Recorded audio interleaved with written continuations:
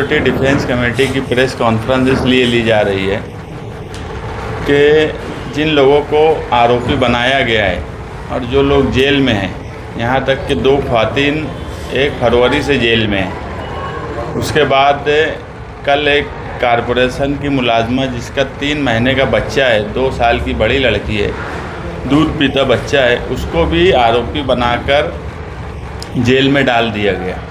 और आगे भी हमको ऐसा लग रहा है कि ये मामला और भी संगीन होता जाएगा, क्योंकि नागपुर का वाक़या होने के बाद कोई भी मामला हो रहा है तो मालेगांव को खींचा जाता और उसमें कार्रवाई सख्त से सख्त हो रही है। और जिन लोगों की बेल एप्लीकेशन की बात हमने पीछे की थी कि हम उनके बेल रखने वाले हैं, उस मामले में anticipatory bail advocate Khalid Yusuf और बाल किल्ला अले बागुल की हाईकोर्ट में रखी गई थी। जो हाईकोर्ट की फाइंडिंग आई उस पर एडवोकेट तौसीफ वकील आपको बताएंगे, मगर हालात ऐसे नहीं दिख रहे हैं कि किसी की बेल ईद से पहले मुमकिन है। इसलिए जो भी लोग बंद हैं, हम उन लोगों को पर्सनली भी बोले हैं कि वो ईद के त्यौहार सबसे बड़ा त्यौहार है मुसलमानों का, तो जेल में अपने रिश्तेदार जिनके जो भी लोग हैं उनके कपड़े और दूसरे इंतजामात जो हैं वो उनके कर दें। और 31 जनवरी को पहली एफआईआर हुई थी 40 नंबर की, फिर 16 फरवरी को दूसरी एफआईआर हुई थी। करीब 40 लोग आरोपी हैं और 22 से 23 लोग अब तक जेल में बंद हैं। इन लोगों की बेल वकला के मशवरे से ऐसा तय हुआ है कि कहीं से हमको कोई मौका ऐसा नहीं दिखता कि चार्जशीट से पहले इनकी बेल हो पाएंगी। 90 दिन में चार्जशीट फाइल होने वाली है। ईद के बाद करीब महीना भर भी नहीं बचेगा। तो अब हम लोगों की सारी कोशिश ये है कि चार्जशीट जैसे ही दाखिल हो और चार्जशीट को आधार बनाकर सबकी बेल एप्लीकेशन दाखिल किया जाए, क्योंकि चार्जशीट के बाद सब कुछ क्लियर हो जाने वाला है कि कौन बांग्लादेशी है, कौन रोहिंग्या है, किसके ऊपर क्या इल्ज़ाम है, किसके क्या पेपर फॉल्ट है। सबके अलग अलग मामलात हैं, क्योंकि इसमें कोई सरकारी मुलाजिम है, कोई कारपोरेशन का सरकारी मुलाजिम है, कोई तहसील का सरकारी मुलाजिम है, कोई अरीजादार है, कोई एजेंट है। तो सबकी सिचुएशन अलग अलग है, सबके जो भी उनके ऊपर इल्ज़ामात है वो अलग अलग है। और सब लोगों का एक साथ मामला, कोई हाई कोर्ट जा रहा है, कोई यहाँ पर है। तो ये सारे मामलात को देखते हुए ये तय किया है कि चार्जशीट के बाद बेल रखेंगे। हमको पूरी उम्मीद है कि अरीजेदार की बेल तो फ़ौरन हो जाएंगी चार्जशीट के बाद, और बकिया लोगों के लिए भी हम कोशिश यही कर रहे हैं कि चार्जशीट के बाद सबकी बेल हो जाए। और जो हालात सबके सामने हैं वो आपको दिख रहा है, सेशन चल रहा है, मगर जिस तरीके से एक एमएलए की नुमाइंदगी सेशन में होना चाहिए थी, या जिस तरीके से उन्होंने बड़े लीडरान से मिलने की कोशिश उनकी होना चाहिए थी, वो कहीं से सेशन का आखिरी वक्त चल रहा है। अभी तक शहरियान को कहीं से भी नज़र नहीं आया कि एमएलए ने इतने संगीन मामले में, आज शहर का सबसे संगीन मामला जिसमें औरतें जेल में हैं, ऐसे मामले में भी उन्होंने कुछ नहीं किया। और सवाल ऐसे लगाए जिनका कोई मालेगांव से ताल्लुक़ नहीं आता। इसलिए हम यही कोशिश कर रहे हैं कि मालेगांव माइनॉरिटी डिफेंस कमेटी के किसी भी तरीके से जो जेल में बंद है उनके लिए राहत जल्द से जल्द हो जाए, और जो लोगों के ऊपर कार्रवाई होने वाली है ऐसा लगता है, उनकी हम किस तरीके से मदद कर सके उस पर हमारी अभी प्रेस कॉन्फ्रेंस से पहले मीटिंग भी हुई। हम कोशिश कर रहे हैं कि उनकी भी किसी तरीके से मदद हो, मगर मालेगांव शहर और मालेगांव की आवाम को ये सोचना पड़ेगा कि मालेगांव का नुमाइंदा पूरा महीने भर का सेशन, इतना बड़ा सेशन बजट अजलास होने के बाद, उन्होंने मालेगांव के ताल्लुक़ से ना किसी मिनिस्टर से मिले, ना असम्बली अजलास में कोई बात बोले। हमेशा की आदत की तरह निजी महफिलों में फेंकम फाक करने की जो उनकी आदत है कि मेरी मुख्यमंत्री से बातचीत हो गई, अब किसी को जेल में नहीं डाला जाएगा, इस तरह की डींगे अपनी निजी महफिल में वो मारते रहे। कुछ मीडिया पत्रकारों को भी इस तरीके की बात बोले, जो कहीं ना कहीं शहरियान का मजाक उड़ाने जैसा है कि आप कोई कोशिश नहीं करते। ना ही इन्होंने कोर्ट में कोई कोशिश की, ना वकील के पास कोई कोशिश की, ना जो लोग बंद है उनसे मिलकर उनको कोई तसल्ली देने का काम किया। ऐसा नुमाइंदा मालेगांव शहर का तारीख में नहीं मिलेगा। मालेगांव की तारीख में कई नुमाइंदे गुजरे, मगर जिस तरीके का रवैया इनका है कि मालेगांव की आवाम को बिल्कुल छोड़ दिया जाए, हम ऐसे नुमाइंदे की मजम्मत करते हैं कि रमज़ान जैसे त्यौहार पर औरतें जेल जा रही है, उसके बाद भी वो खामोश बैठे हुए हैं। वकील साहब लो निर्मल आज तुम दो बात तो जरा अहम बात है आपकी जरा चलो ठीक है बोलो आगे बढ़ो। बॉम्बे हाईकोर्ट में खालिद अख्तर मोहम्मद यूसुफ और निवृत्ति एकनाथ बागुल, जिनके एंटीसिपेटरी बेल एप्लीकेशन नंबर 562/2025 और 509/2025 था, ये दोनों की ज़मानत 10 मार्च 2025 को जस्टिस राजेश पाटिल की कोर्ट ने रिजेक्ट की है।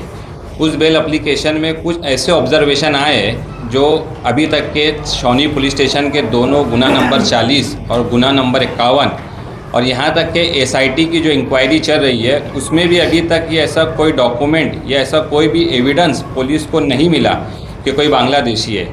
लेकिन उसमें जो है वहाँ पर जो सरकारी वकील है, जो स्पेशल अपॉइंटमेंट हुआ है और जो महाराष्ट्र के चीफ पब्लिक प्रोसिक्यूटर है, उन्होंने वहाँ हाईकोर्ट को मिसलीड किया है। और वहाँ पर हाईकोर्ट ने जो है आखिरी पैराग्राफ में जो ऑब्जर्वेशन दिया है उसमें कोर्ट का ऐसा बोलना है कि जो लोग पकड़े गए हैं वो बांग्लादेशी है और उन्होंने हिंदुस्तान में रहते हुए कुछ लोगों की मदद से बोगस डॉक्यूमेंट बनाए और उससे वो हिंदुस्तान की गवर्नमेंट के जो है फैसिलिटीज़ इस्तेमाल कर रहे हैं और यहाँ तक कि उन्होंने इलेक्शन कार्ड भी बनाए हैं।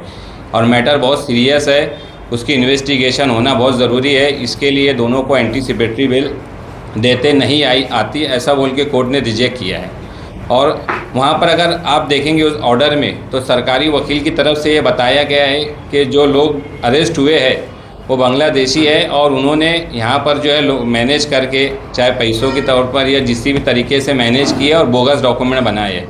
इसके लिए अब हम यहाँ पर बेल किसी के दाखिल नहीं कर सकते, क्योंकि हाईकोर्ट का जो ऑब्जर्वेशन रहता वो सेशन कोर्ट या जो सीजेएम कोर्ट है या जेएमएफसी कोर्ट है उस पर बाइंडिंग रहता है। अगर हम अभी चार्जशीट से पहले किसी की ज़मानत दाखिल करते हैं तो हमारे पास सिर्फ एफआईआर और रिमांड रिपोर्ट रहती है। तो ये ऑब्जर्वेशन होने की वजह से मालेगांव सेशन कोर्ट में एकनाथ बागुल जो है बाले किला वाले, उनके दूसरा जो CR 51 नंबर, उसमें एंटीसिपेटरी बेल सेशन कोर्ट ने रिजेक्ट किया है और सेशन कोर्ट ने भी ये हाई कोर्ट की जो फाइंडिंग थी उसको उसके अंदर ऑब्जर्व किया है। इसके लिए हम ये जो ऑर्डर को है हम सुप्रीम कोर्ट में चैलेंज कर रहे हैं। और अभी हमारी मालूमात के मुताबिक जो निवृत्ति एकनाथ बागुल है उन्होंने एंटीसिपेटरी बेल जो है वो सुप्रीम कोर्ट में दाखिल कर दी है। और हम खालिद अख्तर मोहम्मद यूसुफ की तरफ से भी एक अरीज़ा सुप्रीम कोर्ट में बहुत जल्द दाखिल कर रहे हैं कि जो ऑब्जर्वेशन आया है हाईकोर्ट का, वो ऑब्जर्वेशन जो है मिसलीड करके बताया गया है और अभी तक ऐसा कोई भी डॉक्यूमेंट मिला नहीं है। इसके लिए ये ऑब्जर्वेशन को डिलीट कर दिया जाए।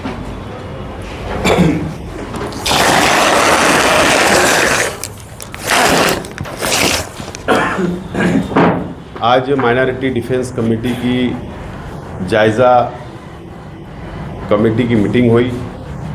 एसआईटी की जो कार्रवाई चल रही है उसका पूरा जायज़ा लिया गया और अभी मुझसे पहले आप लोगों को मुस्तकीम डिग्रेटी साहब और एडवोकेट तौसीफ साहब ने तफसील बताई। बहरहाल रमज़ान महीना चल रहा है और उसके बावजूद भी माइनॉरिटी डिफेंस कमेटी मुकम्मल तौर पर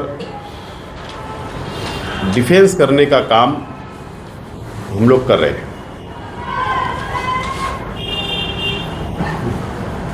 एसआईटी की जो इंक्वायरी चल रही है और जो दोनों एफआईआर छावनी पुलिस स्टेशन के अंदर दाखिल है, या वो कर्मचारी हो गवर्नमेंट के या अर्जदार हो, जिन जिन लोगों पर एफआईआर हुई आज तक, इससे पहले भी मैंने कहा, आज दोबारा बोल रहा हूं कि एसआईटी और पुलिस जो इंक्वायरी कर रही है वो भारतीय जनता पार्टी की सरकार के दबाव में मुकम्मल तौर पर काम कर रही है। और हमारा मुल्क जमहूरी मुल्क है, हम संविधान को मानने वाले हैं और न्यायपालिका पे यानी कोर्ट पर हमको पूरा भरोसा और विश्वास है। लेकिन हम ये देख रहे हैं कि एक तरफ हमारे वकील डिफेंस कर रहे हैं मुकामी कोर्ट के अंदर और हाई कोर्ट के अंदर, लेकिन दूसरी तरफ से सरकारी वकील, चाहे वो मुंबई हाई कोर्ट के अंदर हो, चाहे मालेगांव कोर्ट के अंदर हो, जो एसआईटी की पुलिस की बाजू वहाँ पर रखने का काम कर रहे हैं, वो कोर्ट को मिसगाइड कर रहे हैं, दिशा भूल कर रहे हैं। ये बताया जा रहा है कि ये रोहिंग्या मुसलमान हैं, ये बांग्लादेशी यहाँ पर रहते हैं, उन लोगों ने बनावटी कागज पत्र तैयार किए, इस तरीके का मिसगाइड किया जा रहा है। और मैं पुलिस को उसका दोष नहीं देता हूँ, सरकार के दबाव में यह काम किया जा रहा है। और नहीं तो मेरा आज भी महाराष्ट्र सरकार को और एसआईटी को, हमारा माइनॉरिटी डिफेंस कमेटी के तमाम ही जिम्मेदारान का ये चैलेंज है कि आप एक बता दो, एक कि यहाँ पर बांग्लादेशी मिला, रोहिंग्या मिला, या कोई एक सबूत मिला, एक सबूत बता दो, एक कागज़ का टुकड़ा बता दो कि बांग्लादेशी का ये सबूत हमको मिला। एक भी सबूत नहीं मिला, लेकिन मिसगाइड कर कर नेशनल सिक्योरिटी का मसला ये पैदा किया जा रहा है जानबूझकर, और मालेगांव शहर को बदनाम किया जा रहा है। इसके लिए हमारी जो लाएमल तैयार किया गया है लीगल सेल ने और हम लोगों ने मिलकर, उसके ऊपर जो अभी आपके सामने बात आ गई कि चार्जशीट के बाद हम लोग आगे कार्रवाई करेंगे ज़मानत की। लेकिन अब रमज़ान भी इंशाल्लाह ख़त्म होगा, ईद आएगी, ईद के बाद हम लोग सब फ्री रहने वाले हैं और उसके बाद हम लोग ये तहरीक को और सख्त कर सकते हैं। हमको फ़ैसला लेने पर मजबूर किया जा रहा है और जो भी फ़ैसला हम लेंगे, हम लोग जमहूरी तौर पर किस तरीके से किस रास्ते पर जाना चाहिए उसकी हमारी अपनी तैयारी होगी। वकील, जमानत के लिए बहुत सी कोशिशें हुई सुप्रीम कोर्ट तक, लेकिन ऐसा ये है कि जहाँ पे आवाज़ उठनी चाहिए थी वहाँ पे आवाज़ नहीं उठ रही है, या जिस लीडर के पास पहुँचना चाहिए था वहाँ तक हम नहीं पहुँच पा रहे, और उसी लिए 2 खवातीन होगी, कल की एक तीसरी खवातीन अंदर है। तो क्या कमी लग रही है आपको, किसकी वजह से? नहीं, बात ऐसी है, मुस्तकीम साहब ने कहा कि शहर को सोचना चाहिए। मैं भी यही बोलना चाहता हूँ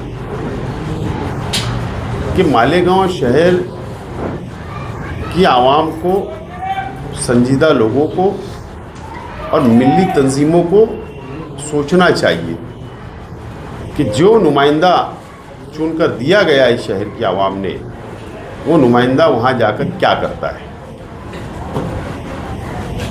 क्या करता है, ये सोचना चाहिए। ये नुमाइंदा मुकम्मल तौर पर नाकाम साबित हो चुके हैं, इससे पहले भी नाकाम थे, आज भी नाकाम है और हमको उम्मीद नहीं है। इसके लिए हमारा प्लेटफार्म जो है ये मजबूती के साथ हम लोग लड़ने का काम करेंगे।